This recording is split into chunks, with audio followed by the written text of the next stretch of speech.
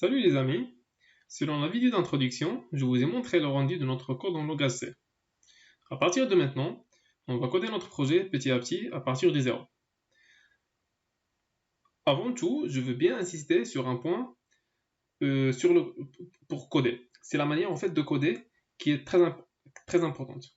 On va utiliser la programmation modulaire, c'est-à-dire à la place d'utiliser un seul fichier main.c, on va rajouter des fichiers myfunction.c et un autre fichier qui s'appelle myfunction.h. Alors, il s'agit de quoi? Pour le premier, c'est un fichier .c, c'est-à-dire un fichier source, et le deuxième, c'est un fichier header, ou bien en anglais header, avec l'extension .h.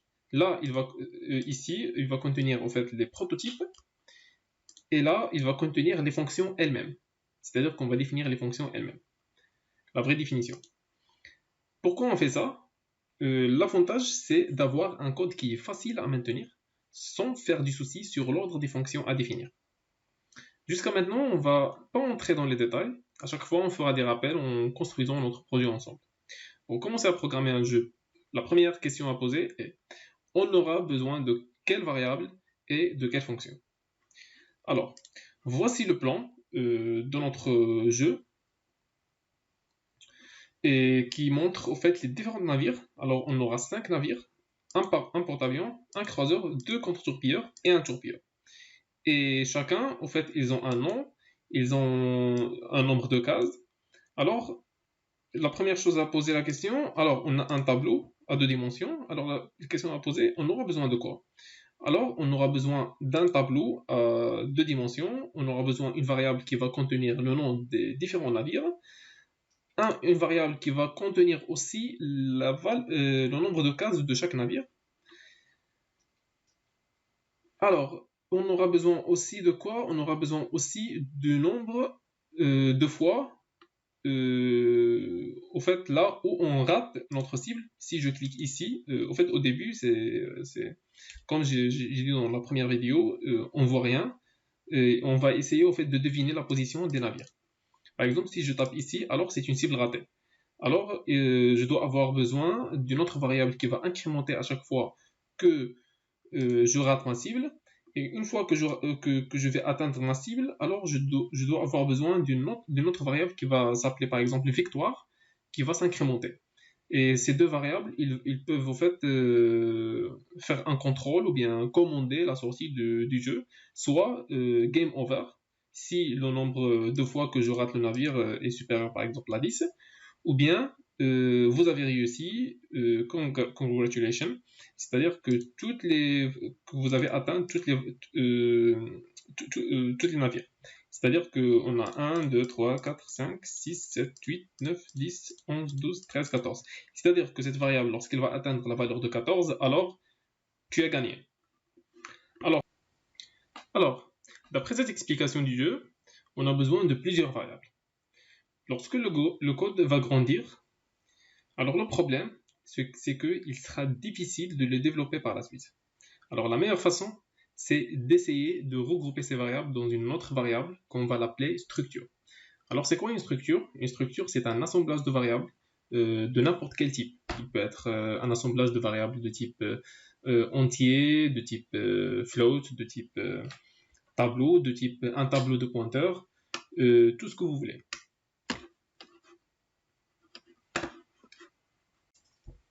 Alors, on doit penser à une structure du plan de jeu que l'on va appeler game. Alors, classiquement une structure, on peut la définir de la manière suivante. Alors, on écrit struct. Je vais l'appeler game, comme on a dit. J'ouvre un bracket et je vais écrire par exemple char, un pointeur qui est un tableau de dimension bien sûr. Je vais mettre une variable ici qui va au fait compter le nombre de fois où on a raté notre cible. On va l'appeler JLeft, nombre de vies, si on peut dire nombre de vies restant. Et on va définir une autre variable qui s'appelle variable victoire, qui va en fait contenir le nombre de fois où on a atteint un navire. Alors, le problème avec cette méthode, c'est que à chaque fois que je veux définir une variable, une instance de cette variable, alors qu'est-ce que je dois écrire? Je dois écrire dans la fonction main struct le nom de la structure qui s'appelle game. Et pour le plan de jeu, pour notre cas, je vais l'appeler par exemple bataille. Plan bataille par exemple. Et à chaque fois, maintenant, je vais écrire plan bataille. Et pour appeler les différentes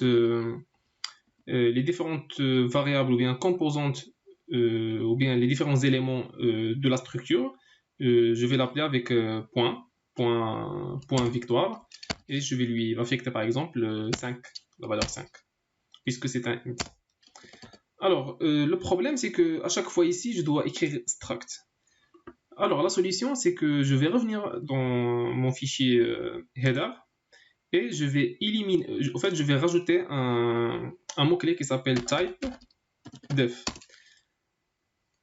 Et à game, je vais la placer ici.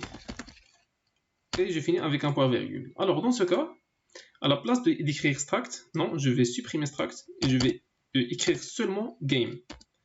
Seulement game suffit au fait pour définir un plan bataille. Alors, c'est quoi le type def? En fait, c'est tout simplement un mot-clé qui permet en fait à créer un alias de structure. C'est-à-dire d'écrire, c'est-à-dire on peut écrire une telle chose. Par exemple, on écrit game plan bataille. Mais en réalité, on est en train d'écrire une chose qui est équivalente à ça. Struct game plan bataille. Alors ça, en fait, ce que je viens d'écrire ici est équivalent à ça. Et pour optimiser mon instruction, je vais utiliser le type def et j'élimine struct, tout simplement. Et c'est bon. Alors dans la prochaine vidéo, je vais vous expliquer les différents... Alors comme on a expliqué comment définir notre type de structure, c'est-à-dire qu'on va définir notre type. Game, alors dans ce cas, game devient un nouveau type, comme le type int, comme le type float. Alors game, c'est un nouveau type qui s'appelle game, tout simplement. Alors, dans une prochaine vidéo, on va continuer en fait je vais vous expliquer. Dans la prochaine vidéo, on va définir définir les différentes structures et aussi on va faire une introduction pour définir nos fonctions dans le header, comme prototype, et la façon dont on va les écrire. Et ensuite, c'est une vidéo qui est introductive pour après programmer nos fonctions elles-mêmes dans le fichier source myfunction.c.